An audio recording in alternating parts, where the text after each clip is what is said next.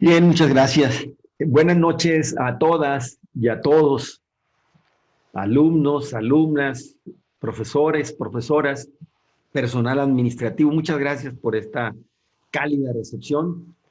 Y espero corresponder a la confianza de la compañera licenciada Mayumi Morichige. Pues voy a tocar un tema que realmente quienes conocen a su servidor, eh, soy ave de tempestades, siempre me gusta crear polémica, me gusta tocar temas que sean progresistas, que sean revolucionarios y que sobre todo muevan la conciencia de todas y de todos, porque al fin del camino lo que buscamos es que la sociedad avance. Si el derecho como producto social lo empezamos a formar a través de opiniones entre ustedes y así impulsamos que los órganos legislativos nos den pues normas que sean adecuadas a estos tiempos que estamos viviendo, porque estos son los tiempos que nos ha tocado vivir, no otros. Bueno, hoy hablaré de lo que es y la Corte, la Suprema Corte de Justicia de la Nación, la verdad de que hizo muy bien en resolver que el concepto de familia no era jurídico, sino que era social.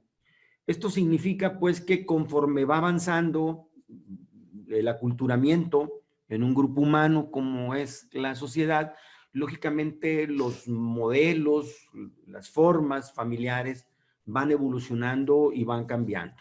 Bueno, les voy a hablar de la familia que en otras latitudes les llaman recompuestas, familias ensambladas, familias mezcladas, familia combinada, segunda familia, nueva familia, etcétera, etcétera. Para nosotros, cuando estábamos ahí echando a perder cosas en el tema del código de familia, el código familiar para el Estado de Sinaloa, hace unos 25 años que se propuso, aunque tenga vigencia desde el 2013, el código familiar y el código de procedimientos familiares para el Estado de Sinaloa, esta legislación especial, se había propuesto durante 14 años anteriores a que entrara o iniciara su vigencia. Ya proponíamos temas así, como les decía, un poquito de avanzada, la maternidad subrogada y también lo que es la familia recompuesta. Voy a explicar. Con posterioridad a cuando sucede un divorcio, cuando hay rompimiento de un concubinato o de una unión de hecho entre una pareja, lo que produce es que se van a generar nuevas uniones en las cuales uno o los dos componentes de la nueva pareja ya tienen hijos de uniones anteriores.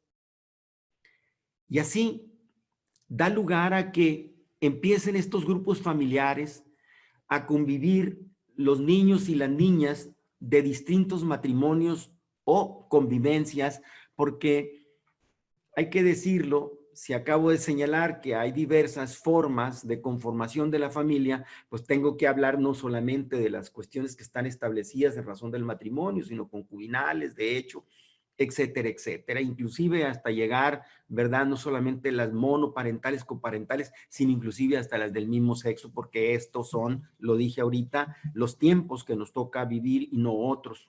Muy bien. Si sabemos, y esto porque solamente recibo lo que dicen los expertos conductuales, léase sociólogos, psicólogos, antropólogos, que en estos nuevos grupos familiares en las que esa nueva familia, esa nueva pareja, ya tuvo hijos de anteriores uniones, tenemos que empezar, dicen los expertos de la conducta, tenemos que atender estas convivencias que, si bien es cierto, forman unos vínculos muy fuertes, las mismas están plagadas de antagonismos y divergencias. ¿Por qué?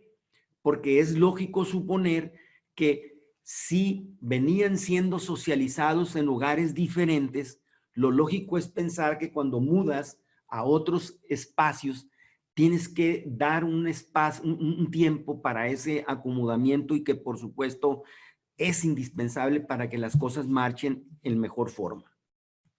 Nosotros, en unas críticas así muy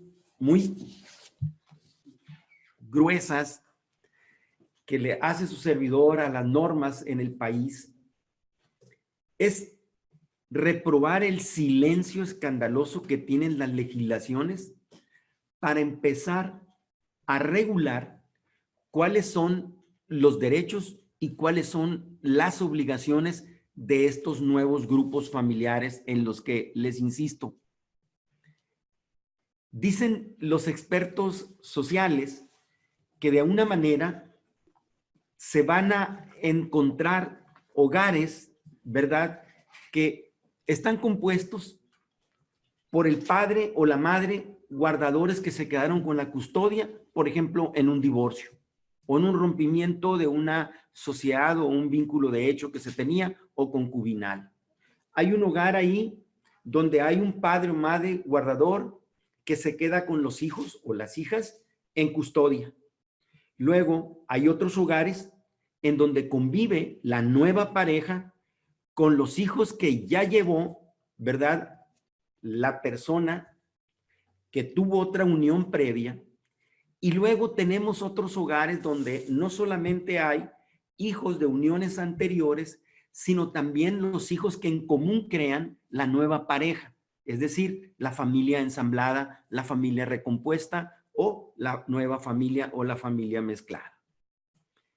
Todos estos expertos coincidieron en que la ley, los legisladores deberían de crear normas, es decir, reglas obligatorias para que se estableciera con carácter sustituta, suplente, auxiliar, complementaria, la actividad que tuvieran los nuevos padres en relación a los hijos que habían tenido esta pareja con diferentes uniones. Lo voy a decir de alguna manera. Nosotros estábamos un poquito preocupados porque no se decían estos deberes y cuáles eran los derechos que se tenían que establecer al interior del hogar donde están conviviendo grupos que desde luego vienen con pensamientos, con ideas, con formas de actuación distintas entre sí, y lo que debe preocuparse es que se tenga que regular por la ley estas situaciones. Explico. El Juan y la María tuvieron un matrimonio. En ese matrimonio tienen 2 hijos. La María se queda como con la custodia, es decir, no es que el Juan haya perdido la patria potestad, sino que el cónyuge guardador va a ser la María. La María se lleva a esas 2 niñas, ya se divorció y por consecuencia ya tiene el derecho de contraer un nuevo matrimonio o de reunirse en un concubinato o de una unión de hecho, ¿verdad?, con otro varón. Bien. Se casa posteriormente al año, ¿verdad?, con el Pedro, y resulta que los 2 hijos que tuvo la María con el Juan, sí, los lleva al hogar ahora con el nuevo consorte que es Pedro. Muy bien. Pero resulta que Pedro también tuvo una hija en una relación previa a la que está teniendo matrimonial con la María ahora. Entonces, en ese grupo van a convivir 5 gentes, los 2 hijos de la María que tuvo con el Juan y el hijo, ¿verdad?, del nuevo consorte de la María, el Pedro, que tuvo con otra persona, con Petra. Muy bien. Aquí, por ejemplo, para hacer una explicación menos así compleja, nosotros tendríamos que hablar lo que se dice coloquialmente. Ustedes han escuchado los títulos de las películas, los tuyos, los míos y los nuestros. En ese hogar que acabo de mencionar, donde la María, ahora casada con Pedro, que tuvo una relación previa con Juan y que se divorció, resulta que crean hijos en común y ahora resulta que ahí hay 3 formas diferentes de hijos que han sido procreados en lazos y en uniones diferentes. Lo que decían la película, los tuyos, los míos y los nuestros. O como dicen en el campo, tus hijos y mis hijos se están peleando con nuestros hijos. Quiero explicar que este nuevo hogar ensamblado, ¿sí? O familia recompuesta, como nosotros en el Código Familiar, en el artículo 387, así lo ubicamos, pues desde luego que en el derecho inglés, ellos le llaman step family, ¿verdad? Step father, step mother, y nosotros en el artículo 387 del Código Familiar, ustedes perfectamente podrán ver que ahí hablamos de lo que es una familia recompuesta. Para efecto de poner orden, para efecto de que esta familia ensamblada o recompuesta, sepan todos y cada uno de ellos cuáles son, ¿verdad?, los acomodos que se tienen que dar. Es decir, ya dije, sobre todo que ahora todos ustedes, las abogadas y los abogados y los estudiantes del derecho, habrán de coincidir conmigo que por la facilidad con la que se da el divorcio hoy día, porque el divorcio basta que lo pida uno solo de los consortes para que el juez lo conceda. Esto significa, incluso, lo digo aquí, que en las legislaciones, en las codificaciones civiles o familiares, en donde exista lo que nosotros en Sinaloa le llamábamos hasta antes del 2013, divorcio contencioso o divorcio necesario, pues, ¿sí? Porque había divorcio mutuo consentimiento, donde los dos consortes estaban de acuerdo, en dos o en una audiencia se decretaba el divorcio. Y el divorcio contencioso que teníamos antes del 2013, en la que había 18 fracciones con más de 30 causales, en las que un consorte debería demandar al otro, por una conducta que había dado, vulnerado, había incumplido una de las obligaciones que la ley daba entre los consortes en relación a los hijos o respecto a las cuestiones patrimoniales. Muy bien. Pero ¿qué pasa del 2013 para acá en Sinaloa y en 14 estados de la República Mexicana que ya tiene el divorcio sin expresión de causa? El divorcio sin expresión de causa precisamente significa que no tienes por qué decirle a la jueza o a la señora jueza o el señor juez por qué estás pidiendo que decrete el divorcio unilateralmente o por voluntad de uno solo de ellos.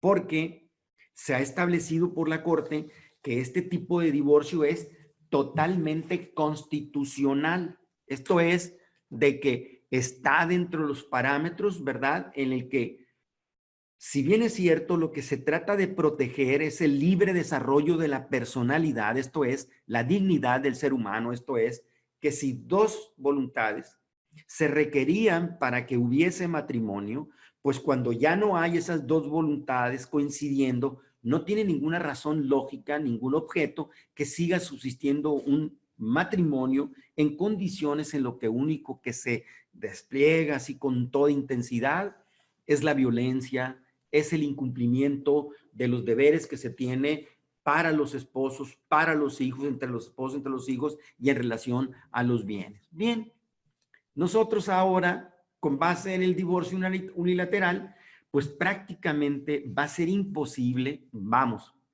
corrijo, va a ser un poco más difícil que un niño o una niña llegue hasta estado de adultez, ¿sí?, con los mismos padres biológicos, porque realmente las condiciones para terminar con el vínculo matrimonial, pues ahora son sencillamente muy fáciles. Basta el pedimento para que se pueda otorgar, entregar el decreto, el auto definitivo donde el juez o la señora jueza diga que se están divorciados y que desde luego quedan en aptitud de contraer uno nuevo.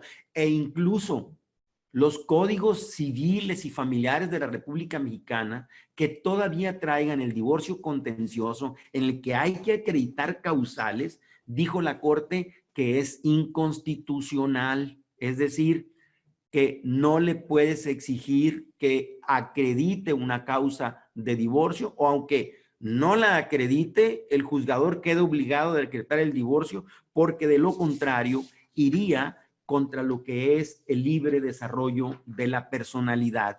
Nosotros, este acreditamiento de causales en los divorcios necesarios en varios estados de la República que está, pues desde luego que ya con esto la facilidad o se pavimente el camino para que los niños, o sea, y las niñas, pues lógicamente ya no, o vamos, se le da más facilidad a papá o a mamá una vez divorciados que contraigan nuevo matrimonio, o sin contraer un nuevo matrimonio, se unan en concubinato, ¿verdad? Que el concubinato, pues lo sabemos entre todos ustedes, mejor que servidores, que tienen que llevar una convivencia como si fuesen marido y mujer, sin tener ningún impedimento para contraer matrimonio, esta pareja, por más de 2 años, es decir, no estar casados, ¿verdad? No tener ese parentesco de consanguinidad tan cercano, etcétera, etcétera. No tener ningún impedimento para casarse, mayor de 2 años, públicamente se ve que hay una convivencia como marido y mujer, ese es un concubinato, o si no se tiene los 2 años de convivencia, el nacimiento del primer hijo elimina los 2 años, nace a los 7 u los 8 meses del primer hijo de esa pareja, en automático, sin tener, insisto, impedimentos para contraer matrimonio, en automático se establece una unión concubinal. Bueno, les decía que nosotros lo veíamos de una manera así un poco clara al momento de estar ahí metiéndose entre todos aquellos abogados y abogadas y estudiosos y académicos que ayudaron a confeccionar lo que es el Código de Familia. Bueno, veíamos qué tenemos que hacer para que este silencio de la norma, de la ley, que no está estableciendo derechos y obligaciones de las familias recompuestas. O sea, ahí donde se conjugan esos hogares, donde hay hijos de uniones anteriores, ahí donde hacen hijos en común, ¿verdad? Los tuyos, los míos y los nuestros.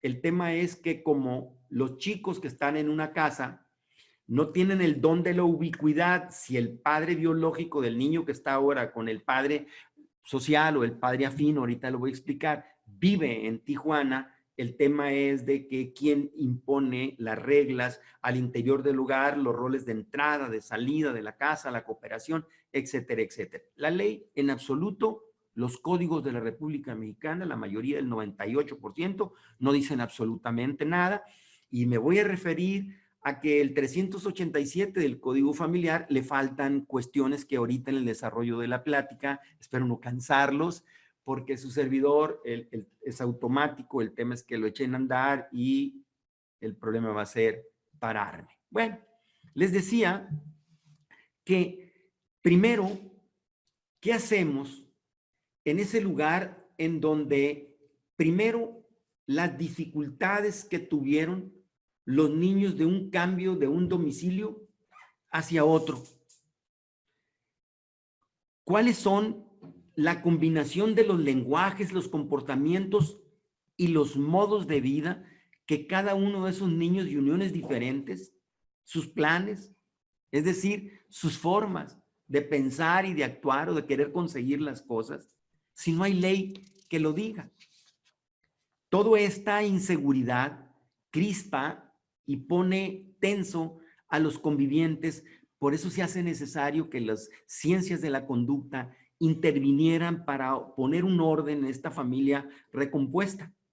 Fíjense ustedes, cómo mutan, cómo cambian de organizaciones familiares. Por ejemplo, el Juan, ¿sí? Y la María, que estaban casados, muy bien, familia, ¿verdad? Lo que era la familia intacta, la familia original. Se divorcian. La María, antes de casarse, ya está en la monoparentalidad. Ella tiene al solo niño, está solo. Luego se vuelve a unir y vuelve otra vez se vuelve a casar, como decía con el Pedro, ya crea otra vez la familia recompuesta. Estas mutaciones familiares, la ley tendría que darle seguimiento para ir y poner orden en cada uno de estas etapas, de estos estadios del desarrollo de estos núcleos familiares. Por ejemplo, lo voy a decir antes de que se me olvide, y lo digo por esta única vez, que los términos padrastro, madrastra, no lo voy a señalar y quisiera que mi audiencia jamás lo repitiera. Lo voy a explicar. Estos términos, y ustedes los van a ver en el diccionario de la Real Academia de la Lengua Española, patraster, latín, mal padre, madrastra, todo lo que enoja, todo lo que enfada y todo lo que dificulta. Pero ¿qué es ese mito de lo que es el padrastro y la madrastra? Las mismas películas, la literatura, las historias con sus leyendas, empezaron a crear personajes de tal manera llenos de crueldad, de exagerada violencia contra las personas, mezquindad, avaricia, etcétera, etcétera, lo que eran las madrastras. Pero nunca reparábamos que esos mitos, cualquier mito, siempre está provocado, hecho y financiado, ampliado por una cuestión ideológica que lo sostiene. ¿Por qué ir en contra de una familia ensamblada o una familia recompuesta o la nueva o la segunda oportunidad de la María y del Juan? Sencillamente porque había un principio que creían que era un sacramento, la sacralización del matrimonio y además su indisolubilidad, que el matrimonio no se podía disolver. Con base en esas creencias que existieron hasta 1914, cuando Carranza sacó la ley del divorcio vincular y la ley sobre relaciones familiares de 1917, que definió al matrimonio como la sociedad legítima de un hombre y una mujer con lazo disoluble, a contrario de lo que decían los códigos del 1870 y 1884, que decían que era sociedad legítima de un hombre y una mujer con lazo indisoluble. Estos mitos, pues, siempre tienen un sustento o una gasolina que hace andar esos motores y mantiene los mitos. ¿Qué quiero decir en relación, pues, a este tratamiento de que debemos quitar de nuestro lenguaje lo de padrastro y madrastra? Ciertamente, nosotros tendremos que recuperar y tenemos en el artículo 200, lo voy a decir de la manera más clara que pueda, en el artículo 200 del Código Familiar, todos sabemos, los abogados y las abogadas, sabemos perfectamente que no hay más que dos parentescos en Sinaloa. Había tres tipos de parentescos. Había. ¿Cuáles eran? El parentesco de consanguinidad, el conjunto de personas que descienden unas de otras o que reconocen un tronco o progenitor común, con sangre. Dos, el parentesco de afinidad, que es al que me voy a referir con más precisión más adelante, es el que se establece por razón del matrimonio, del concubinato entre el esposo o el concubino y los parientes de la esposa o de la concubina, y al revés, los parientes de la esposa o de la concubina con el esposo o el concubino. Es decir, no es que sean parientes los esposos, sino que los familiares de ellos se relacionan y forman lo que se llama parentesco de afinidad. Entonces, volviendo al ejemplo del Juan y de la María, que tuvieron un niño, pero resulta que la María se casa con Pedro, la hija de la María, ¿sí? Es hija afín del Pedro. El que ejerce la patria potestad sigue siendo el Juan, porque el hecho de que se case, de que contraiga en una segunda nupcia, lo dice el 382 del Código Familiar, no pierde por ese hecho de casarse. Si se hubiese casado con otra vez el Juan, no pierde la patria potestad por esas segundas nupcias. Luego, en relación al Pedro, dice que el nuevo cónyuge de la María, ¿sí?, no ejerce la patria potestad sobre los hijos del matrimonio anterior. O sea que el Pedro no ejerce ninguna, no tiene ningún derecho, ninguna facultad, o sea, no tiene el ejercicio de la patria potestad en relación a la hija que la María tuvo con el Juan.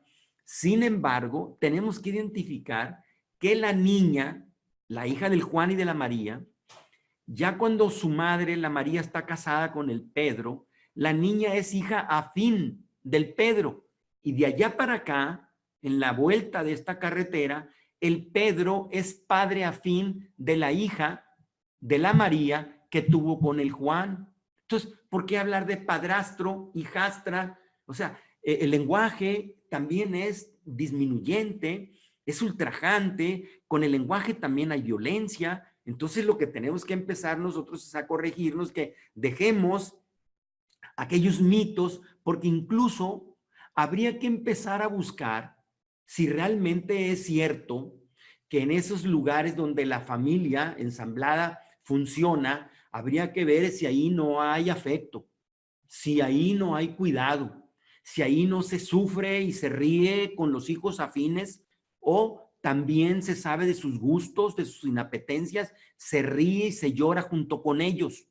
Es decir, que ese mito de la madrastra, como incluso hay un adagio por allá, español muy viejo, que dice madrastra aún de azúcar amarga. ¿Por qué? Porque son mitos que han sido financiados, tolerados, auspiciados por esos otros puntos de vista ideológicos que quieren mantener una situación. Vamos pues a decir ya de aquí para adelante que nosotros no le diremos, ¿sí?, al Pedro, que es padrastro de la hija que tuvo la María con el Juan. Diremos que si el artículo 200 del Código Familiar, y está en todos los códigos de la República Mexicana, el parentesco de afinidad, se establece porque hay, por la razón del matrimonio, por razón del concubinato, entre un concubino y los parientes que tenga la concubina, un esposo y los parientes que tenga la esposa, a la inversa, la esposa con los parientes que tenga el esposo, es decir, son parientes afines. Entonces no hay por qué llamarles padrastros, madrastras, cuando realmente en técnica jurídica, con base en el artículo 200 de nuestro Código Familiar, tendríamos que estarle llamando que el Pedro es padre afín de la niña de la María, y que la hija de la María, que tuvo, cuyo progenitor y padre y el ejercitor de la patria potestad es el Juan, pues desde luego es hija afín del Pedro. Entonces, si nosotros queremos ver, pues, en la ley, qué es lo que está pasando, fíjense qué curioso. Por ejemplo, en Estados Unidos, 1/3 de los habitantes de ese país, sí, tienen 2 matrimonios. Solo el 61% de los niños viven con sus padres biológicos. Luego entonces, ¿por qué no empezamos nosotros a ver cómo organizar a esta nueva célula social que es la familia, cómo organizarla para efecto de que se empiece a hablar de cuáles son las historias y las aspiraciones de cada uno de los chicos que han sido concebidos de formas diferentes, y que en gran mayoría, porque no solamente lo quiero decir aquí, desde el siglo XVII y XVIII, 1600, 1700, ya había matrimonios, ¿verdad? Digo, ya había estas familias ensambladas, pero las causas en aquellos tiempos era que el promedio de duración de la vida desde que se nacía era de 30 o de 35 años. Entonces, la muerte era una causa para que las y los niños que estaban del primer matrimonio se unieran, y sobre todo tendríamos que pensar que, dadas las condiciones patriarcales y machistas que existían en aquella época, una viuda, sobre todo, era siempre observada, es decir, acosada socialmente porque no estaba bajo la autoridad de un padre, o se casaba o se iba a donde estaba el padre, efecto de que estuviera y no diera ejemplos distorsionantes.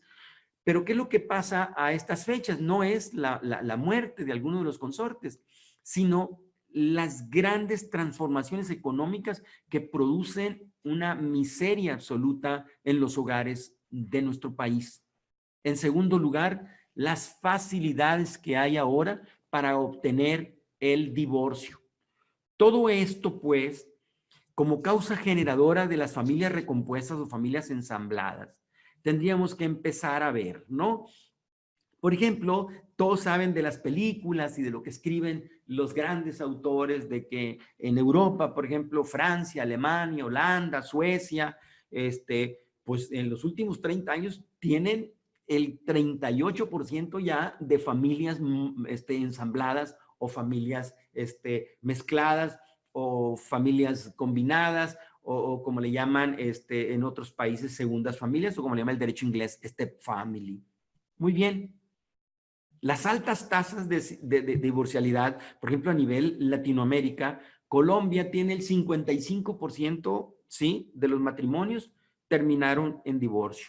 Puerto Rico, al igual que por acá andamos nosotros, de cada 3 matrimonios, 1 termina en divorcio. Entonces, bajo estas condiciones, si todos sabemos que ya hay formas familiares, que conocemos amigos y amigas que tienen, ¿verdad?, estas uniones, porque la segunda oportunidad, que también le llaman así a veces esta familia ensamblada o familia recompuesta, nosotros, insisto, le llamamos familia recompuesta en el 387, en el artículo 387 del Código Familiar. Muy bien, nosotros estábamos pensando que por qué ese silencio de la ley, por qué no quitarles, ¿verdad?, esa etiqueta de extraños a los padres afines, a las madres afines, porque ya puedo utilizar el término padres afines o padres sociales, ¿verdad? De que, dadas las condiciones de que, insisto, por ejemplo, en el ejemplo que sigo manejando,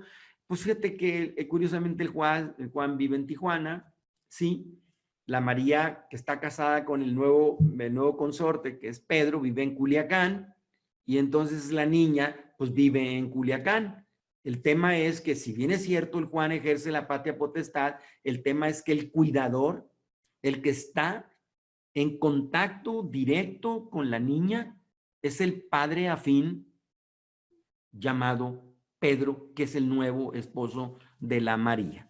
Fíjense, nosotros creíamos que ya habíamos solucionado cuando se metió en el 387 el tema, decimos en este artículo 387, concretamente hay un parrafito que lo van a ver ustedes, que dice ahí, y lo leo textualmente, que los padres afines, los padres biológicos, perdón, no deberán trastocar las prevenciones que en el hogar acuerden los padres afines, con miras pues a cumplir los roles obviamente indispensables para la sana convivencia. Y el hecho de que tú, Pedro, le des alimentos a la hija de la María, eso no significa que discriminarás con un beneficio mayor a los hijos en común que hagas con la María, porque está prohibido por el artículo 2 de la Convención Internacional sobre los Derechos del Niño y prohibido también por la parte final del artículo 387. Pero nos quedamos cortos. ¿Por qué nos quedamos cortos? Bien, lo explico rápidamente. Ya la diputada María Victoria Sánchez Peña ya hizo una propuesta de iniciativa para reformar este 387. ¿Con qué objeto? Bueno, la idea es de que los padres afines, el Pedro, ¿se acuerdan? Fíjense cómo ya no le dije, ¿verdad? El Pedro, ¿sí?, sea considerado como un tutor. Nosotros en el 418 del Código Familiar dice perfectamente que los sistemas DIF, por ejemplo, todas las instituciones de asistencia social, públicas o privadas, todos los chicos, niñas que le lleguen ahí, en automático, el DIF, por ejemplo, es el tutor, es decir, el que representará y acompañará en juicio y fuera de él al niño que ha sido acogido ahí. Bueno, utilizando el símil, ¿por qué no replicamos que en el ejemplo el Pedro sea tutor? Insisto y lo voy a decir con mayor énfasis. No se trata de sustituir las obligaciones que tiene el biológico Juan, el progenitor, el que ejerce la patria potestad. El tema es que a esos niños se le tiene que proteger, y niñas, el interés superior. ¿Qué significa? Que tenemos que darle en todas las etapas del desarrollo que va a tener todo el ejercicio pleno de los derechos y que siempre sean en beneficio de este o de estas. Esto significa, pues, que nosotros, por ejemplo, piensen ustedes, en el caso de que no está la María y el Juan está en Veracruz y el Pedro, y si hay una operación que requiera que no aplazamiento, no puede ser de urgencia, ¿quién otorga el consentimiento si no tiene la calidad de tutor como la tiene el DIF en términos del artículo 418? Esa es la propuesta, que sean declarados tutores los padres afines, insisto, subsidiariedad, es decir, complementariedad, es decir, auxilio, no sustitución de los deberes que tienen los padres biológicos en este Juan y la María en relación a la niña, por seguir con el ejemplo. Otra situación que vale la pena, y lo voy a decir, pues yo no sé si tenga tiempo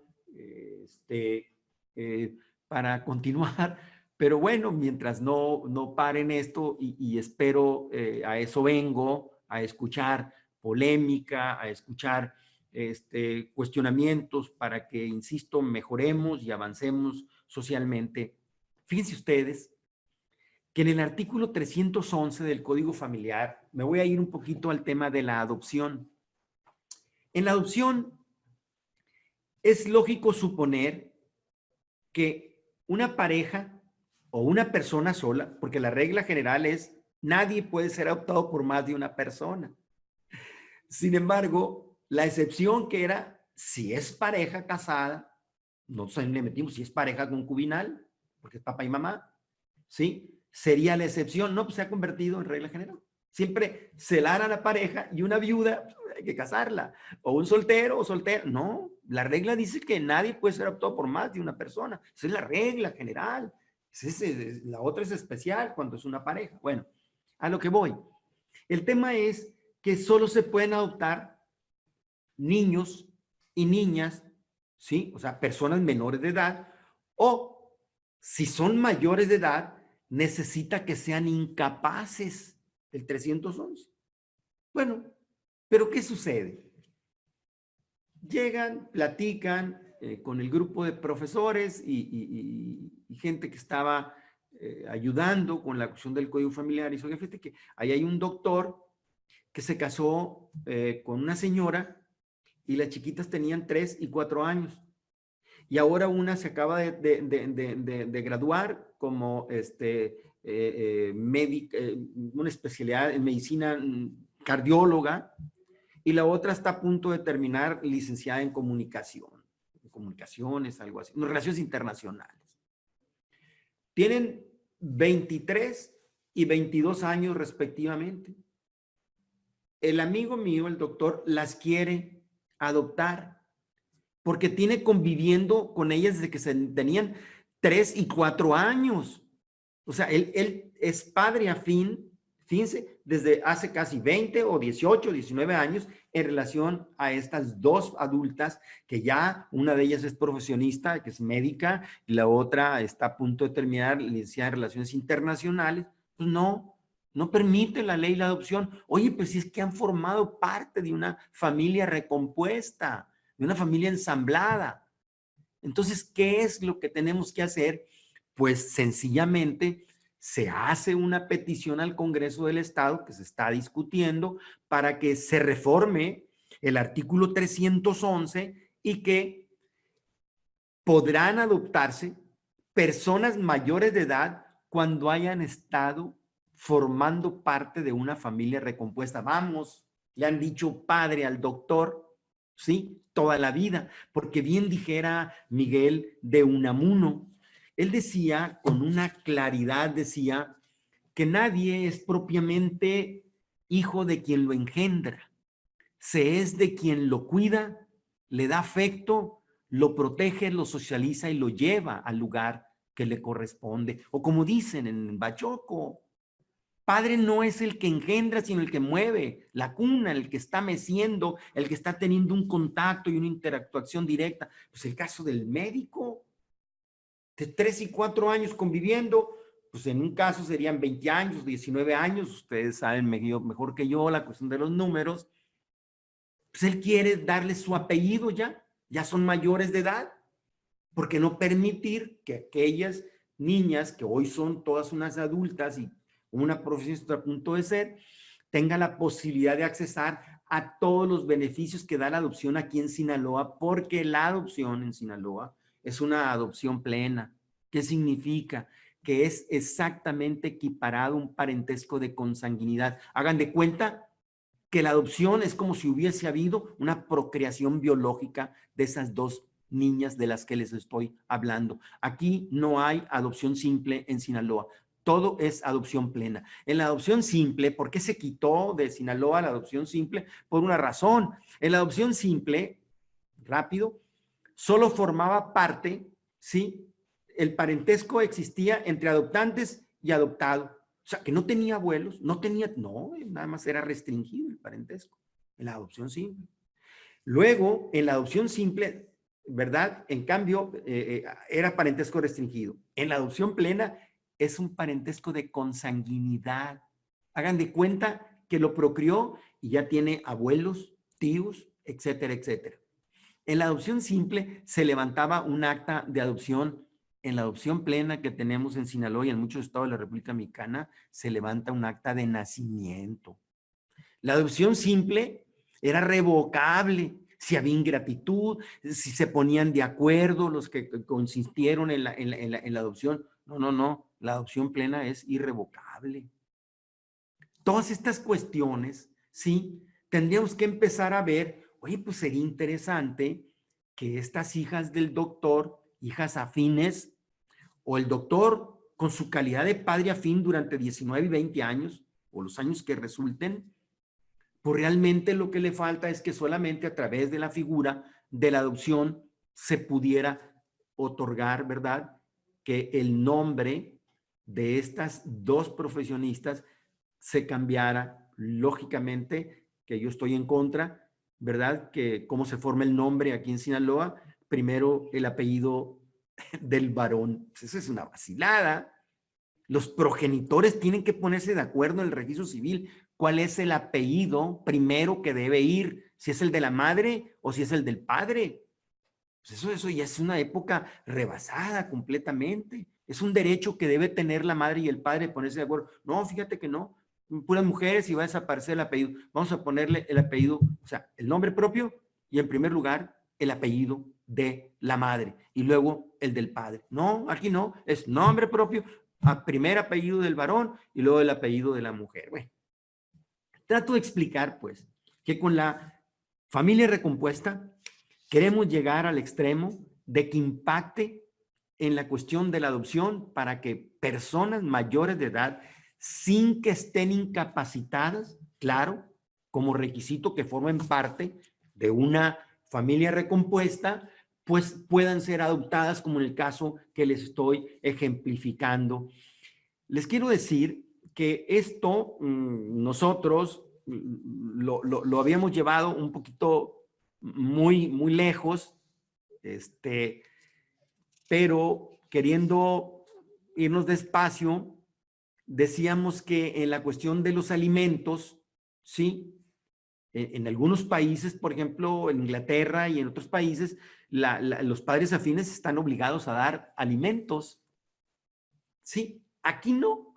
Aquí lo que pudiéramos llegar a alcanzar una discusión, bueno, que sí den alimentos, siempre y cuando se acredite lo que siempre he sostenido, porque si no queremos sustituir las obligaciones del padre biológico, pues no le demos sencillamente la obligación así de entrada al padre afín, porque eso puede ser un elemento que no le permita a aquella que quiere contraer un matrimonio cuando tiene un hijo, una hija, en el caso de la María, porque ya entonces el Pedro empezaría a ver de lado. Claro, viéndolos del punto de vista de nobleza que tiene Pedro, que diga, yo me caso contigo, aunque venga la niña y yo eso sería magnífico, pero el tema es que no todos piensan iguales. Pero trato de explicar, alimentos, muy bien, que los alimentos fueran con carácter subsidiario, es decir, está ausente, está en Tijuana, el Juan, o en Veracruz, no sé dónde anda ya, ni he dicho, ni me acuerdo dónde dije, y el tema es de que el interés superior del niño dice que necesita los nutrientes orgánicos, la comida, el vestido, el calzado, la habitación, la asistencia médica, la educación, etcétera, etcétera. Bueno, pues que los dé con la obligación o con el derecho de repetir en contra del Juan. Sin embargo, habría que llevársela despacio para saber si de entrada, así, prima facie, como dicen los elegantes, se tendría que poner o imponer la obligación al padre afín de dar alimentos a la hija afín. Entonces, pues, yo creo que tenemos que empezar a olvidar esas cuestiones de las madres y padres afines, llamadas así de una manera muy violenta, descarnada, como que acabo de decir, que dije, no lo voy a repetir, sin percatarnos que esa fantasía ha sido superada por la realidad. Todos conocemos hogares, ¿verdad? Donde esas disquisiciones, esos malos pensamientos, pues desde luego hay gente que ha cumplido mejor, los padres y madres afines, que los padres y madres biológicos. Eso tendremos que entenderlo. Entonces, en el caso de lo que señalo, nosotros debemos de buscar, me voy a ir de una manera más rápida, en el sentido, para dar tiempo de que ustedes me puedan cuestionar y preguntar, pues de que si esas obligaciones que deban de tener los padres afines, o sea, ¿cómo quitamos las crispaciones, esas tensiones que se dan de carácter muy posesivo, o porque hay ciertas inclinaciones o ciertas tendencias de favorecimientos al interior del hogar? ¿Cómo podemos conducirlas de tal manera que esa familia recompuesta dé una mejor socialización a todos los niños y las niñas? O sea, sean los de la anterior unión, que hayan tenido los dos nuevos integrantes de la pareja, los hijos en comunes, es decir, no puede haber diferencia porque estaría conculcándose, atacándose, vulnerándose el artículo 2 de la Convención sobre los Derechos del Niño. Yo les quisiera señalar de que el desequilibrio que dicen los expertos conductuales es porque se integran pues con pensamientos diferentes y desde luego, claro, esas inseguridades de saber, oye, perdí mi privacidad, perdí mi espacio donde lo tenía, vengo a un nuevo hogar, todos los celos, los chantajes sentimentales, son crispaciones en el que a nadie le asegura el espacio donde debe de moverse. No saben qué está permitido y qué está prohibido. Por eso ocupamos que el derecho se meta de una manera más completa, más absoluta, para efecto de ir regulando estas formas familiares que, insisto, el camino está pavimentado para efecto de que se pueda dar con mayor facilidad el rompimiento de un matrimonio, y en automático eso abona para que se den con una mayor exactitud o mayor presencia las nuevas familias. Todos los expertos, soy un plumaje, ¿cómo se llama? Una grabadora con plumaje verde, soy un perico, repito lo que dicen los cientistas de la conducta, psicólogas, psicólogos, psiquiatras y antropólogos, sostienen que una familia que se interviene oportunamente con herramientas que ellos tienen, para eso estudian, para saber el aspecto conductual. Los abogados y las abogadas sabemos de derechos y obligaciones, traumas y emociones, pues lógicamente son de estos grupos, ¿verdad? Que les acabo de esta multidisciplina que les acabo de mencionar. Si les enseñamos cómo resolver esas diferencias, si la ley empieza a marcar senderos para que caminen estas nuevas formas familiares, creo que podemos nosotros tener un poquito de tranquilidad social con todo este mundo de problemas que realmente nos aquejan: asesinatos, secuestros, violaciones, incumplimientos de la ley. Es un ambiente que realmente no nos beneficia, pero nos perjudica de una manera más fuerte el hecho de que se esté ignorando y que se crea que son seres fantasmales los padres y las madres afines, que están cumpliendo en muchas de las veces mejor los roles que nos tocaba a los padres o progenitores biológicos. Gracias por su atención y estoy a su disposición. Muchas gracias, magistrado Claudio Gámez Perea. Bueno, iniciamos con la sección de preguntas y respuestas. Las personas que quieran preguntar algo, pueden levantar la mano. Ahí en el mismo sistema está una opción donde pueden levantar la mano para que les activen el micrófono y los podamos escuchar.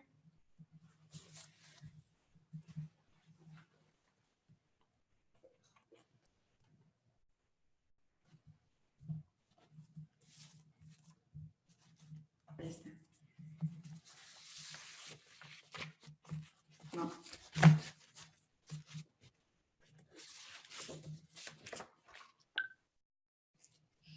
¿Sí se escucha? Sí, adelante. Licenciado, buenas noches. Yo tengo una pregunta. Nos hablaba del artículo 387 sobre la afinidad, sobre las familias recompuestas.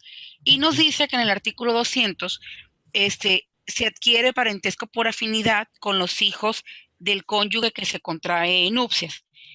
Sin embargo, si nos vamos más allá, el artículo 205 del Código Familiar nos marca que el derecho de los alimentos es una prerrogativa derivada del parentesco. ¿No sería esta la manera de poder hacer a estos menores acreedores a derechos sobre el nuevo padre que adquirieron por afinidad?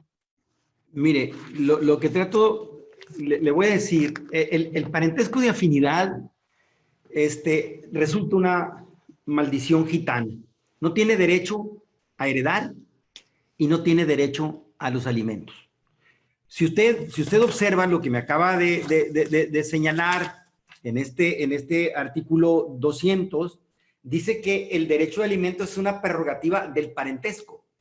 Pero el tema es que el parentesco de afinidad no está receptado en todo el código y con claridad lo dice en la materia de alimentos. Si se fija bien, va a seguir yendo y empieza a decir los padres están obligados a darles alimentos a los hijos. No dice hijos afines, pero dice padres, se entiende que son consanguíneos, porque cuando fueron hechos los códigos, ¿sí?, se estaban refiriendo a la única fuente. Hay tres fuentes del derecho alimentario: el matrimonio, el concubinato y el parentesco de consanguinidad. Ya no puse como tercer parentesco el parentesco civil, porque era el que se formaba por la adopción simple, pero como en Sinaloa el parentesco, la adopción es un parentesco de consanguinidad, en Sinaloa solo tenemos parentesco de consanguinidad y parentesco, sí, de afinidad. Entonces, el que se está refiriendo la norma es al parentesco de consanguinidad. ¿Sí me expliqué? Entonces, Sí. no puede hacerse una interpretación extensiva porque la norma no se está refiriendo que los hijos están obligados a dar alimentos a los padres, los padres a los hijos a los padres que están imposibilitados, que los hermanos y los más parientes dentro del cuarto, todo eso está reservado, está dirigido al parentesco de consanguinidad. ¿Y no sería esto un tema de materia de amparo? Porque Pues, te están negando el derecho a acceder a los derechos que estás obteniendo de un parentesco por afinidad. sí, por eso le explico. Que todo esto, ¿por qué no decirlo en la norma? ¿Sí me explico? ¿Por qué no aclararlo, verdad? Que el padre afín, ¿sí?, está obligado a dar alimentos al hijo afín.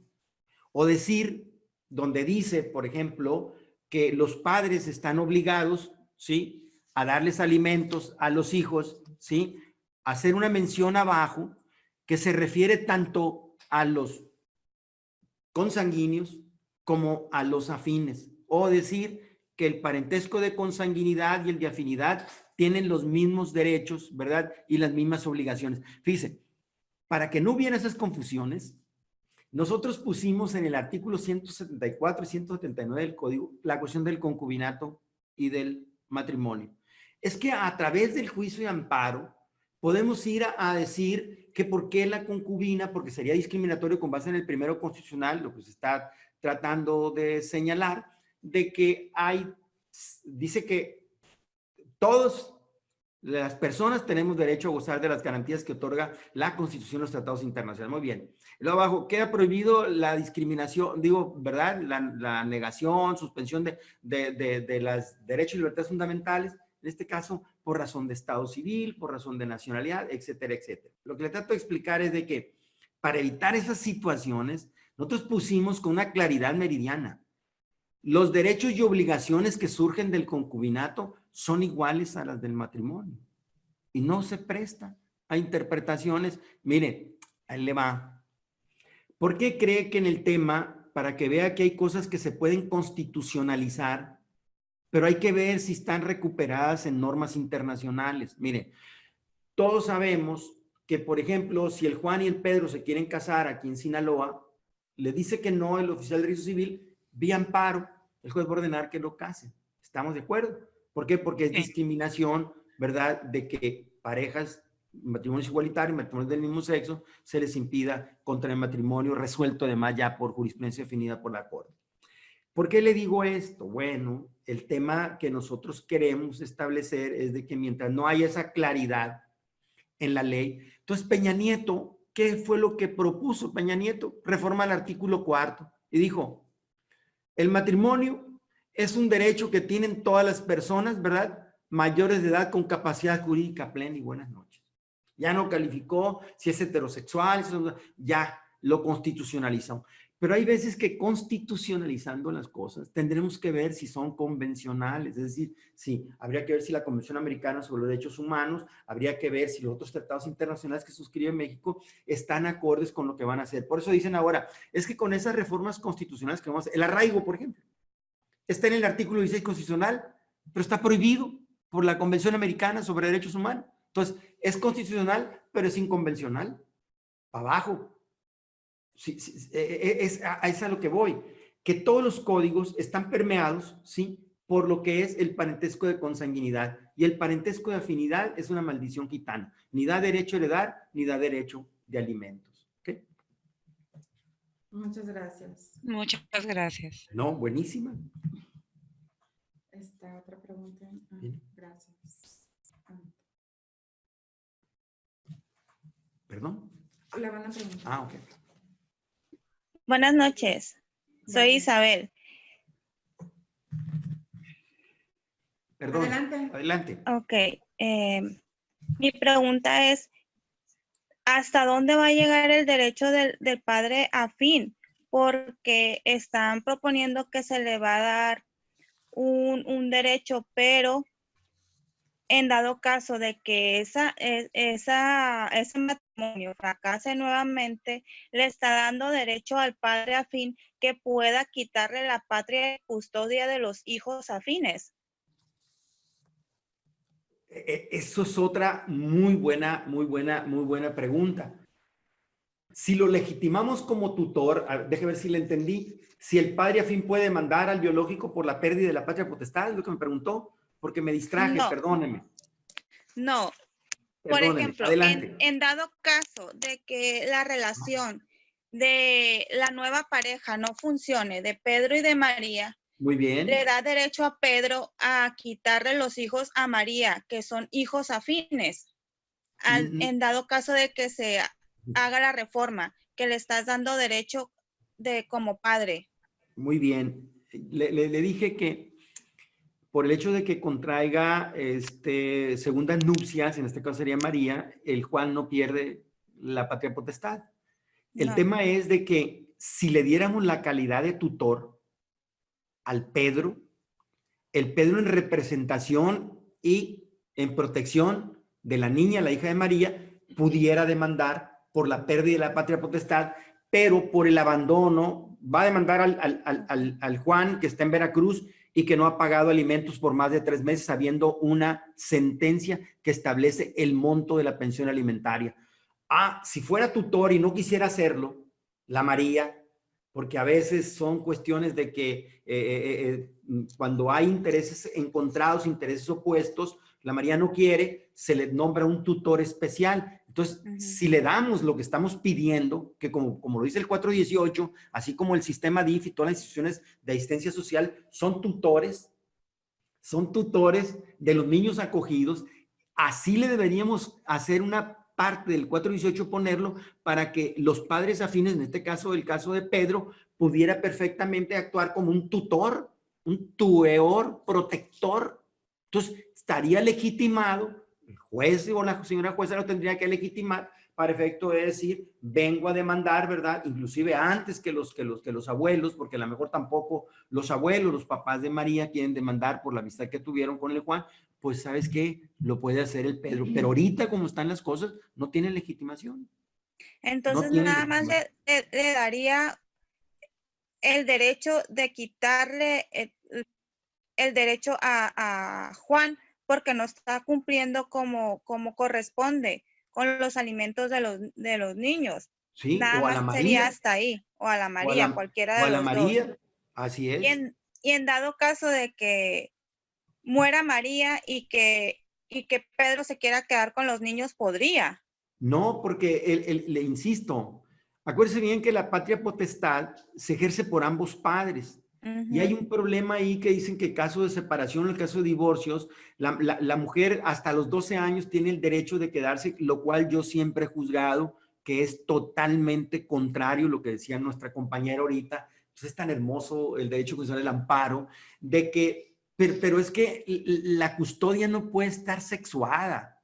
Un varón puede cumplir perfectamente con esas gestiones para proteger a la niña o al niño. Entonces, ¿por qué le digo esto? Bueno, el caso es de que pensemos, el Juan se le tiene que demandar por alguna causa por la pérdida de patria potestad, igual a la María. Pero, por ejemplo, se muere el Juan o se muere la María, el tema es que hay otros, ¿sí? Parientes, ahí le va. Se llaman parientes consanguíneos en línea recta, en segundo grado, en línea ascendente. Usted lo sabe mejor que yo. O sea, abuelos, bisabuelos, ¿sí me explico? Entonces, a falta de los padres, están los abuelos en ambas maternos, líneas. Exactamente. Maternos y paternos. Muy bien, en ambas líneas, maternos y paternos, como usted bien lo dice. Entonces, el Pedro no tiene esas posibilidades porque antes hay prioridades, ¿verdad? Hay preferencias en la norma para efecto de quién va quedándose con la custodia de los hijos, ¿ok? Porque nada más sería tutor para ciertas cosas legales, nada más. Perfecto. Pero no lo faculta para hacer otro tipo de trámites. No, sí, el tutor va a ir en protección del niño, pero él no puede para sí. Él, por ejemplo, va a proteger y va a quitarle la patria potestad al Juan y la María, pero hay otros ejercitores, o sea, que lo van a sustituir a los padres. O sea, en defecto de los padres, hablo de los biológicos, para aclarar los biológicos, el Juan y la María, están, usted lo dijo ahorita, están los abuelos en ambas líneas, o lo discuten los abuelos de los papás de la María, o lo discuten los papás del Juan, pero el Pedro no tiene ese acceso a la patria potestad, es solamente tutor o protector, como un tutor especial, los sistemas DIF, la Procuraduría de Protección de los Derechos de Niñas, Niñas, Adolescentes, es lo que hace, pero no es para sí, es acompaña, protege al niño, protege sus bienes, pero hasta ahí. Pero él no va a decir el Pedro, oye, pues yo quiero que me toque la patria potestad. Una de las cosas que también está incluida en la propuesta de iniciativa de María Victoria Sánchez Peña es de que, fíjese qué interesante, si fue de tal afecto la continuación de ese tratamiento entre los padres, madres afines y los hijos afines, que después de disuelto el matrimonio, ¿sí? Puedan tener derecho a comunicación los hijos afines o las hijas afines con los padres y madres afines. Esa posibilidad, como es el caso de los biológicos, pues. ¿Sí me explico? O sea, Sí. los esposos dejan de ser esposos cuando se divorcian, pero no dejan de ser padres. ¿Sí me No. explico? Se divorciaron. Perdón. Adelante. No, sí, lo escucho. Ah, perfecto. Entonces, mi respuesta sería ahí negativa. Pedro no puede para sí obtener la patria potestad porque encima de él, de los dos progenitores, o sea, los padres, los biológicos, están, como usted bien lo dijo, ¿verdad? Quienes ejercen la patria potestad en la línea recta ascendente del primer grado, como son los abuelos paternos y maternos. ¿De acuerdo? De acuerdo. Muchas A sus gracias. órdenes. Buenas noches. No, con todo gusto. Buenas noches. Gracias. Pregunta Ivy Daisy Ramírez Guerrero. Dice, y en la cuestión de servicios médicos, ¿habría manera de regular que el padre afín pueda otorgar este beneficio cuando los padres biológicos no cuenten con la posibilidad de otorgarlos? Muy bien. O sea, es lo que les decía. Fíjate, por eso vale la pena. Es la primera vez que yo estoy en un evento de estos. Es más, los dinosaurios, pues no sé ni cómo volábamos, ¿no? La verdad que es realmente impresionante lo que estoy siendo parte y la verdad que bueno que no he muerto antes porque me alcanzó el progreso. Tiene usted mucha razón, fíjese. Decía que aquí en el escrito que hice, digo que es la sociedad, los grupos académicos, profesoras, profesores de derecho académico, los que tienen que decir hasta dónde llegamos para complementar, ¿sí?, la ausencia de una manera transitoria o definitiva de lo que no hacen los biológicos. ¿Tiene usted razón? Oye, pero si ocupa, bueno, es que los alimentos debe comprender, usted me pregunta que si tiene derecho a servicios médicos. Si le damos la obligación al Pedro, a los afines, ¿sí?, de darle alimentos, debe recordar que dentro de los alimentos hay pequeñas parcelas que son elementos, o sea, ¿cómo se llaman? Satisfactores, por ejemplo, los nutrientes orgánicos, la comida, la habitación, el calzado, la asistencia médica, las medicinas, la educación. Pues ahí va comprendido, si le imponemos la obligación de dar alimentos, indudablemente que ahí está el derecho a recibir la atención médica que usted me está preguntando, no solamente servicios médicos, sino medicina, porque es parte del derecho de los alimentos. No sé si le respondí.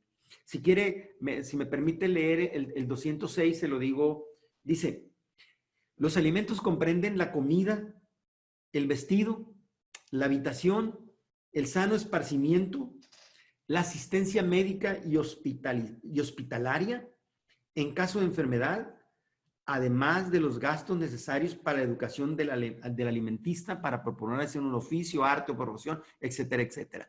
Dentro de los alimentos estaría comprendido esa cuestión de los servicios médicos que usted me dice, obligadamente.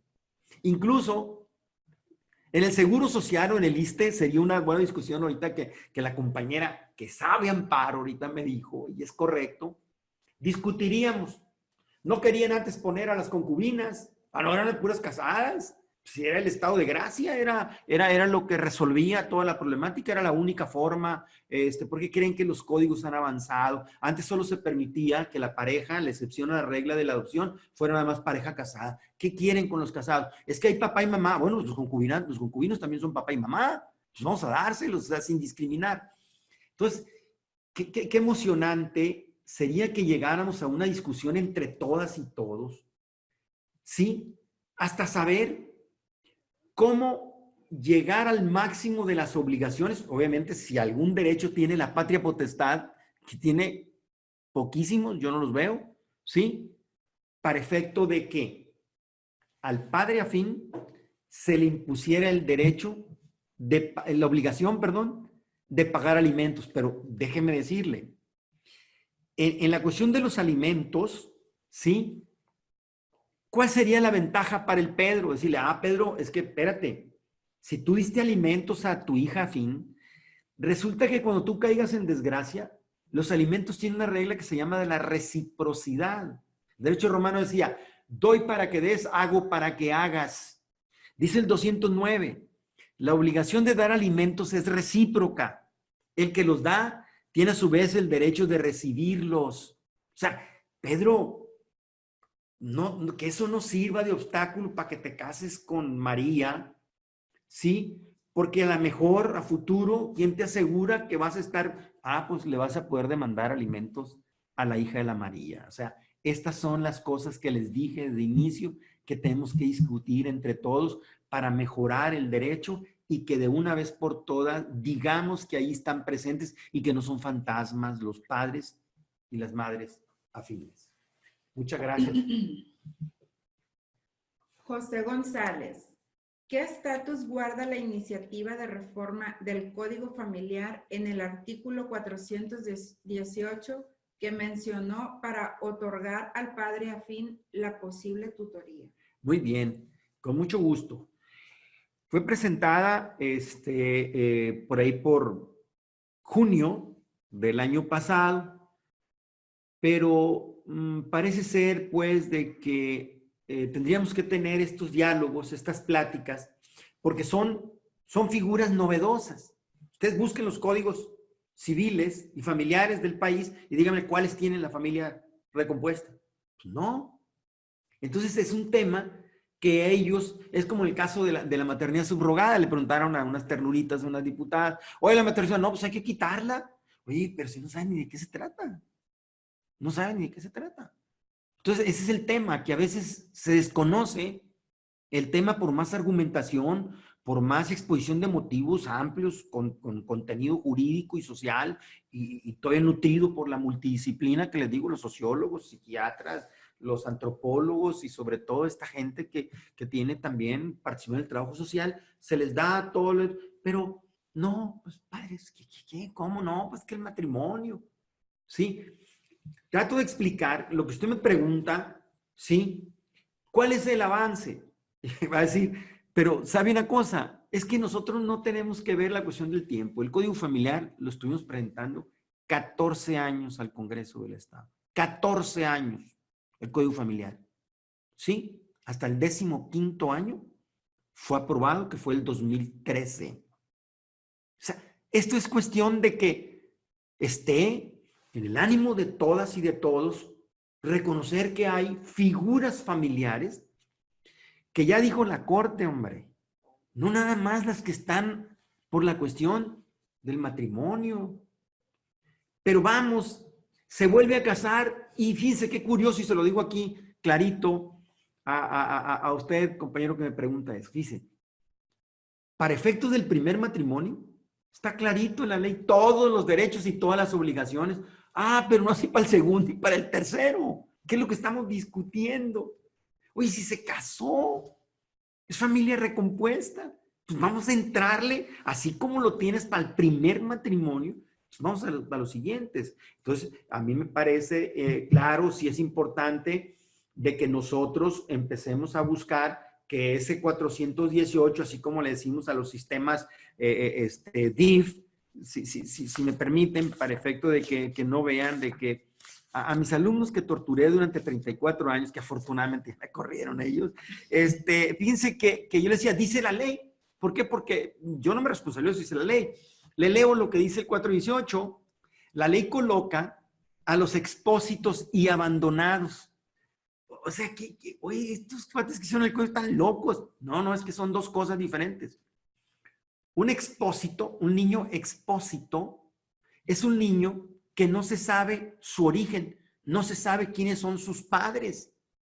O sea que es diferente al abandonado. Sí, por eso aquí dice, la ley coloca a los expósitos y abandonados. Bueno, ya me dijo que los expósitos no se sabe quiénes son sus padres, no se sabe su origen, es un niño desconocido también. Los abandonados sí se sabe quiénes son sus padres, nomás que incumplen con sus obligaciones, sus deberes que tienen conforme a la ley.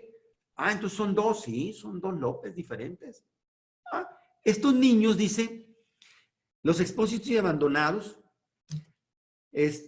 los coloca bajo la tutela de la persona que los haya acogido, quien tendrá las facultades y restricciones previstas para los tutores, lo que yo te decía del Pedro. O sea, ¿qué es lo que hace un tutor? Y ya dice ahí, las responsables de las casas de asistencia, sean públicas o privadas, cuando reciban expósitos o abandonados, pues nomás le dan vista al Ministerio Público porque puede haber un delito. Pero sin que le discierne el cargo el juez, sin que le llame el juez, le diga, oye, espérate, tienes que firmar. No, no, no. Ya en automático, desde el acogimiento, ellos ya están actuando como protectores, porque tutor viene tueor. Protector quiere decir, ¿a quién proteges? Pues al niño o a la niña, porque el interés superior mandata que tienes que proteger la integridad física del chico o de la niña. Me parece muy interesante esta cuestión de lo del tiempo, pero pues el tema es de que ya está el camión andando y más tarde, más temprano van a tener que recuperar que si a las casas de asistencia social que no han tenido contacto, qué pasa con el Pedro que sufre, llora, sabe cuál es lo que amanece con el dolor o sin el dolor, con la risa, con la alegría, la niña, la hija de María, o sea, eso, si eso no es una cuestión de carácter afectivo, pues entonces doblemos la página, hablemos mejor de fútbol. Muchas gracias. Teresa Carvajal, en el caso del tema de la familia recompuesta, cuando el varón reconoce a los hijos afines, ¿aplican el derecho de alimentos? Cuando dice, cuando el varón reconoce a los hijos, bueno, quiero explicarle lo siguiente. El reconocimiento, le doy un principio, solo puede reconocerse lo que se ha procreado. Bueno, lo aclaro. Yo no puedo reconocer al hijo de mi hermano porque sería un fraude contra el estado familiar o el estado civil y la filiación. No sé si me expliqué. El Pedro no puede reconocer, ¿verdad? No puede reconocer porque ya hay un reconocimiento hecho con la cuestión del Juan y de la María. No sé si me expliqué. Pero un afín que quiera ir a reconocer estaría en contra de una norma porque, le explico, en el artículo 261, por ejemplo, si me permite, para ver esto, me traje el código con unas letrotas así para que no tuviera ningún problema. Mire, dice, el reconocimiento de un hijo, o sea, es el que se ha procreado, o sin que se haya procreado, voy a meter un problema aquí, no sé si tenga tiempo. ¿Sí puedo? Adelante. Sí, miren, lo voy a decir rapidísimamente. El problema de la filiación, filius, hijo, de quién es hijo, o sea, la filiación significa que tiene dos líneas, ¿sí? En relación al padre, ¿sí? Y en relación a la madre. O sea, la paternidad y la maternidad. Bueno, está bien. Pero el tema que tenemos que ver era que antes la filiación se establecía por un dato biológico. Sí. ¿Qué decía el artículo 361 del Código Civil? Decía, la filiación de los hijos nacidos fuera de matrimonio, o sea, los hijos de matrimonio no tienen problema, llega la casada, dice, este es el acta de matrimonio, y aunque tenga 30 años en Estados Unidos, el marido, todos los plebes que tenga son hijos del que está en Estados Unidos, porque el matrimonio es una institución de buena fe. El tema está en relación a los hijos que nacen fuera de matrimonio. Decía la ley, no, pues fíjate que solamente en relación a la madre, por el hecho de la maternidad y el parto, era un dato biológico. Y en relación al padre, por una sentencia que declare la paternidad o por el reconocimiento voluntario que haga del niño o de la niña. Bueno, quiero explicar algo que vale la pena. Ahora con las nuevas, pues es que voy a tardarme mucho, pero ya nada más les prometo que es más, me callo con esto. Miren, tenemos que entender que 40 años para acá, el desarrollo de las ciencias biológicas, concretamente la genética y la biotecnología, produce cuestiones. Muy bien. Maternidad subrogada, por ejemplo. No, voy a hablar de reproducción asistida o fertilización artificial, o sea, técnicas médicas biológicas para procrear. Muy bien. Inseminación artificial. Ok. La inseminación artificial consiste que en el cuerpo, en el útero de la mujer, le van a colocar el espermatozoide. A ver, espérame. ¿Es del esposo? No, es que el esposo es infértil. El esposo de la señora. Entonces, ¿cómo le van a hacer? El vecino. Ah, perfecto. A ver, vecino, ven. Fíjate que sí. Y le ponen el semen del vecino. Nace el niño y luego, obviamente, en la convención que hicieron, en el acuerdo que hicieron, el esposo de la señora infértil le dice, bueno, yo admito y reconozco que tu donación es sencillamente sin el ánimo de lo que es la voluntad procreacional. O sea, no hay ánimos de quererte convertir en hijo de lo que van a hacer de lo de mi esposa. Solo es una donación de gametos masculinos, en este caso el espermatozoide, porque el doctor me dijo, no, oigan, en la norma no ponga así, licenciado. No es el óvulo, es el ovocito. No es el semen, no, es el espermatozoide. Perfecto, pues todo se ha hecho con la multidisciplina. Entonces, ¿qué pasó? Que a la larga la señora va a querer demandar la cuestión de la contradicción de la paternidad en virtud de que su esposo no tiene un vínculo genético. Ah, o sea que hay veces, sí, se van complicando todas estas cosas de tal manera, sí, pero la teoría de la voluntad procreacional que dio el esposo, en decir que consentía en la inseminación artificial y firmaron, y el otro es un donador, y nosotros en el 198 decimos que la donación de células germinales, la donación no produce ningún vínculo de parentalidad. ¿Qué significa? Pues yo te doné y hasta ahí yo no tengo nada que ver. No, tú no eres el padre. ¿Por qué le digo esto? Bueno, la madre lo pare, sí. El tema es que ahora ya el tema ya es jurídico. Miren, resulta que a la madre le hicieron una fertilización in vitro, otra manera de reproducción asistida. Allá al laboratorio fusionaron el óvulo y el espermatozoide y el ovocito en una caja de Petrix. Luego el embrioncito, ¿sí? Se lo trasladaron a una señora que nada tenía que ver, ni el varón de acá, ni tampoco, se lo pusieron a la señora.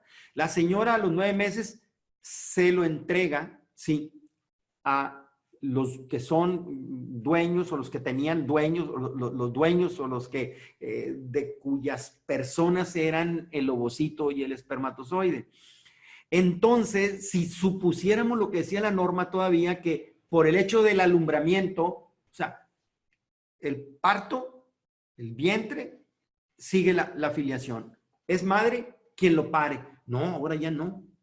Ahora el problema ya no es biológico, es un problema jurídico. Entonces, lo que trato aquí de explicar es de que cómo pudiéramos nosotros empezar a hacer coincidir todas estas cosas para efecto de que hiciéramos una buena ley, así como lo está haciendo esta universidad, que tengamos una posibilidad de que sin que ustedes estén aquí por cuestiones de traslado, sus camiones, etcétera, etcétera, alimenten a este anciano profesor y nos den la oportunidad, pues, de ir mejorando todas estas cosas. Esto es muy importante porque hay temas que, desde luego, vale la pena. Entonces, quien puede reconocer es el padre. Un padre afín no puede reconocer porque no es su hijo. No sé si me expliqué. Habla de biológico. ¿Sí? Aquí otra vez la compañera, es que no dice, aquí dice que el reconocimiento de un hijo nacido, ¿sí? No dice afín, ¿no? Pero es obvio, es biológico, porque tenemos que verlo, la hermenéutica nos dice que hay que verlo integralmente todos los artículos. Dice el 261, ahí le va. El reconocimiento de un hijo nacido, dice de un hijo nacido fuera de matrimonio, puede hacerse de las formas siguientes. Primero, en la partida de nacimiento, cuando van al registro por primera vez. No, en Sinaloa, ahí te alcanzo, el varón, no fue. Bueno, le dice, oye, ¿sabes qué? Que no fuiste y hay un acta de nacimiento. Ah, en un acta de reconocimiento, que es un acta especial, se lleva y va después el varón. 3, lo puede hacer en una escritura pública, lo puede hacer por testamento, o lo puede hacer en una confesión judicial ante un juzgado. Pero insisto, solo se reconoce lo que se ha procreado biológicamente o cuando se ha consentido una reproducción asistida, y desde luego también ahí hay parentalidad, ahí es un hijo, porque en el caso del varón que le prestó el vecino, el papá Sí, dice, oye, pero entonces en el caso que... pero es que hay una inseminación artificial consentida, hay una voluntad procreacional, aunque no hay un vínculo genético. Fíjense, lo digo el 198, me callo. Dice, también se da parentesco por consanguinidad entre el hijo producto de reproducción asistida entre el hombre y la mujer, ¿verdad? O solo esta y quienes hayan procurado el nacimiento. El caso que le digo es que tú le dijiste al vecino que iban a utilizar el espermatozoide, pero la voluntad procreativa era tuya, no del vecino. Ahí hay parentesco de consanguinidad con base en el 198, parte inicial, ¿ok? Entonces no puede reconocer, no debe reconocer porque sería un delito contra la filiación o el estado familiar. Ellos dicen en la norma penal el estado civil. No, hombre, tiene que ser estado familiar. Pues el estado familiar, estado civil, decía la relación que tiene con la familia, ¿no? Es el estado familiar. Pero bueno, vamos, esos son otros cantares. A sus órdenes. Muchas gracias. Alelí Díaz, ¿podemos hacerlo? Alelí Díaz Hernández. En relación al artículo en mención 418, respecto de la tutela de la persona que acoge a un menor expósito, ¿a qué se refieren las restricciones mencionadas? Si me permite un momento. Arriba dicen los nombres de las personas. Ok. Por si quieres terminar. Sí. Bueno, es que si nos trasladáramos a la institución de la tutela, que es otra figura familiar, por ejemplo, el tutor no puede comprometer los bienes de los niños. El tutor, mientras no se aprueben las cuentas de la tutela, no se puede casar. Esas son restricciones que están en la norma jurídica de que esas restricciones son para todos los tutores y, por supuesto, para las instituciones de asistencia social. Esto se lo explico. A esas restricciones se refieren de que los tutores, no porque sean los representantes, pueden disponer de la persona y bienes de los niños. No, oye, es que yo soy el tutor, yo le manejo y me voy a casar. Espérate, no se han aprobado las cuentas de la tutela. No te puedes casar. Esas son restricciones, compañera. Limitaciones. ¿Ok?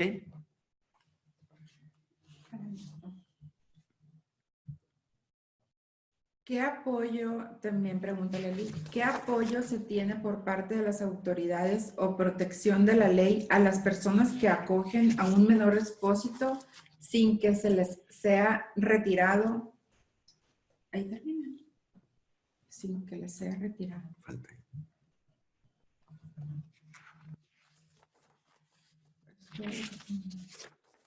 ¿Qué apoyo se tiene por parte de las autoridades? ¿No se le puede preguntar? Aleli, ¿puedes confirmarnos tu pregunta, por favor?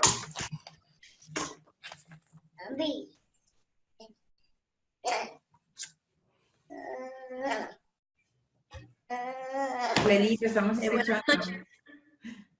Buenas noches. Sí, mi pregunta va encaminada a las personas que no tienen parentesco por afinidad.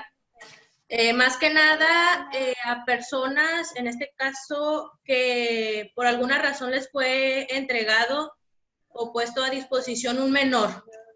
Muy bien. Y que por alguna razón acuden a la autoridad, mencionan la parte de que se les entregó un menor y viendo la parte de la tutela legítima, pues refiere que son tutores como tal de una persona expuesta. ¿Qué beneficios o qué tanta auge pudiera tener este artículo ante esas personas para que el menor expósito no les sea retirado?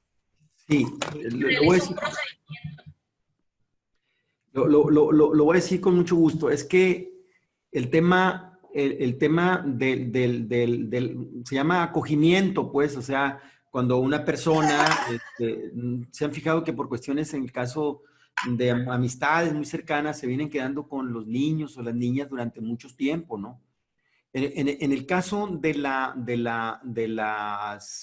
418, si usted observa bien, abre con una regla general, ¿verdad? Donde dice que si fuera un expósito o un abandonado, pero el tema es que es de confianza, es de un sobrino, es un sobrino o algo, no es ni abandonado, no es ni expósito. ¿Y qué derechos va a tener? Bueno, el derecho que tiene es que a futuro, ¿verdad?, tenga la posibilidad como acogedora que le nombren como tutor especial y pueda estar legitimada para demandar pérdida, suspensión de patria potestad. Porque lo que está diciendo aquí, cuando abre el 418, dice que la ley coloca a los expósitos y abandonados bajo la tutela de quien lo acogió. Habría que preguntar, ¿el niño que me dejaron? No, pues mi sobrino, no es expósito porque sé que es mi sobrino.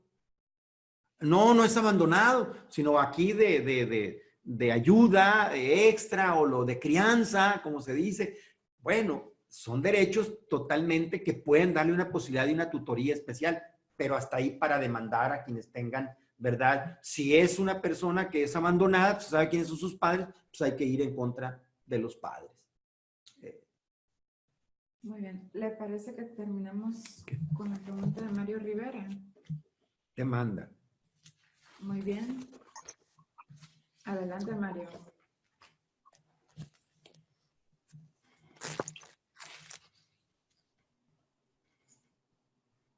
Sí, Mario, te escuchamos.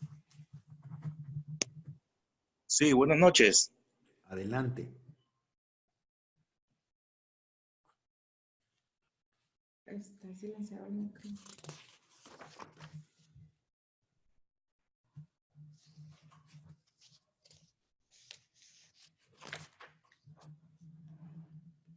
¿Y puedo hablar? Sí, lo están escuchando. A otra gente, bueno, sí, no más para los que estaban ahorita del tutor, que cuáles son las restricciones, pudieran leer artículos 457, ¿verdad? Lo 465, ¿verdad? Que no puede transigir, las ventas tienen que ser con autorización del juez. Luego en el 468 le dice un catálogo, dice que el tutor no puede aceptar para sí a título gratuito u oneroso cesión de algún derecho o crédito contra su incapacitado. Luego dar en arrendamiento bienes del incapacitado, proceder a la venta. Todas estas restricciones vienen desde ahí del 459 al 474 del Código Familiar. Son las restricciones a las que se refiere el 418 en la parte final. Es que tutores, estas son sus prohibiciones, estas son sus restricciones y corre para todas y todos. Eso es. Muy bien. Adelante, Mario. Ya estamos con la última pregunta.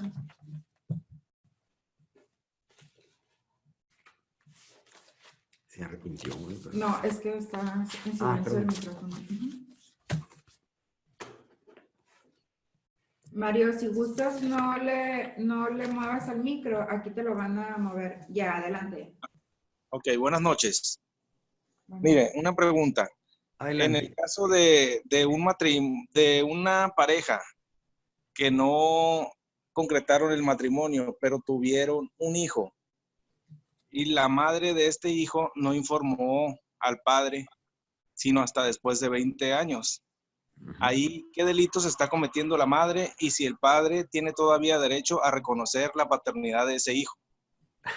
Muy bien, mire, qué interesante. Esta es la figura de la filiación, pues. O sea, y curiosamente, un padre que se preocupe por establecer su filiación es un caso que habría que festejarlo. Acuérdense que el sinaloense dice para no estar comprometido cuando resulte la bola, ¿no? Por regla general siempre se demanda investigación de la paternidad y no de la maternidad. El varón casi pocos somos dados a reconocer. Ahí el tema es de que lo que tiene que verse, le voy a explicar. La ley dice que se llama derecho de identidad. Si alguien tiene a su mano una constitución, en el artículo 4 constitucional, párrafo 8 de la Constitución Política de los Estados Unidos Mexicanos, y en el artículo 7 de la Convención sobre los Derechos del Niño habla sobre el derecho de identidad. ¿Qué es el derecho de identidad? El derecho de identidad es aquel derecho que tiene todo niño o niña para en cuanto se dé su nacimiento, sea inscrito en el registro civil, tenga un nombre, una nacionalidad y ser cuidado por sus padres. Muy bien. El tema es, dice usted, ¿qué interés tiene el padre cuando ya sabe que es mayor de 18 años y que en automático la patria potestad se ha extinguido? por la mayoría de edad. Es un buen padre entonces. Es que se preocupa porque quiere tener, bueno, debe recordar el derecho de identidad que le acabo de mencionar, dice la Suprema Corte, de que la identidad tiene condiciones o características psicológicas de salud mental, porque a través de saber cuál es nuestra fuente, de dónde provenimos, de dónde venimos, dónde está nuestra historia, qué es lo que nos precedió, nos permite completar un psiquismo y sobre todo en materia de enfermedades saber qué enfermedades tiene mi padre para saber si los voy a padecer, porque la genética es obviamente algo que nos va a cobrar más tarde o más temprano factura, porque fue un transporte de rasgos que tal cual van a ser hereditarios. Muy bien. Entonces quiere decir que yo puedo demandar, sí, que se reconozca. Por ejemplo, ¿y qué le parece si la señora esta, de la que usted me está hablando, obviamente sé que es otra pareja, esta señora, un varón diferente al padre biológico lo reconoció? Bueno, pues tiene que demandar la contradicción de paternidad. ¿Por qué? Porque se está reconociendo lo que no es su hijo biológico, o que sin que haya vínculo genético participó y dio su consentimiento para que hubiera una reproducción asistida, inseminación artificial o fertilización in vitro. No, no hay nada de esto, fíjate que no. Ah, bueno, entonces le voy a dar un dato. Si fuera al revés, que el muchacho demanda al varón por la investigación de la paternidad. Le voy a leer un artículo 303. O sea, se la voy a poner y con esto me callo. Ya los enfadé, pero ¿para qué me invitan? Yo se los he dicho toda la vida. Miren, les dije que era automático. Miren, vamos a imaginar que el hijo del que usted me está hablando, este muchacho de 19 años de edad, ¿sí? Va a demandar a Pancho Pistolas, que es el pretendido padre, presunto padre de este muchacho de 19 años. Muy bien. Hay una regla general, que es la única que me he aprendido, que dice que todas las acciones, ojo, de investigación de paternidad o maternidad, porque el chico quiere saber quién es su padre, en este caso, ¿sí? Solo pueden intentarse en vida de los padres. O sea, bueno, esa es la regla general. Pero como dice la abogacía y lo dice la norma, las reglas generales tienen excepciones.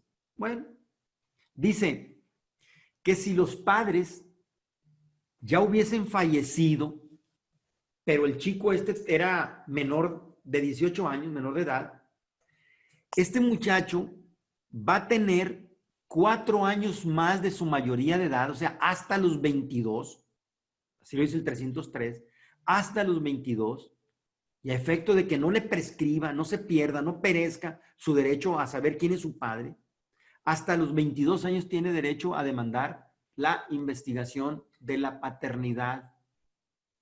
O sea, que entonces, pero déjenme explicar, pensemos que una de 30 años demanda, voy a complicar las cosas. Una niña de 30 años, una señora de 30 quiere demandar a un padre. No, pues ya te dice la ley que si tus padres están en vida, puedes demandar. No, se murieron. Pero ¿y por qué no demandaste? Tenías hasta los 22, pero tengo 30. No le hace.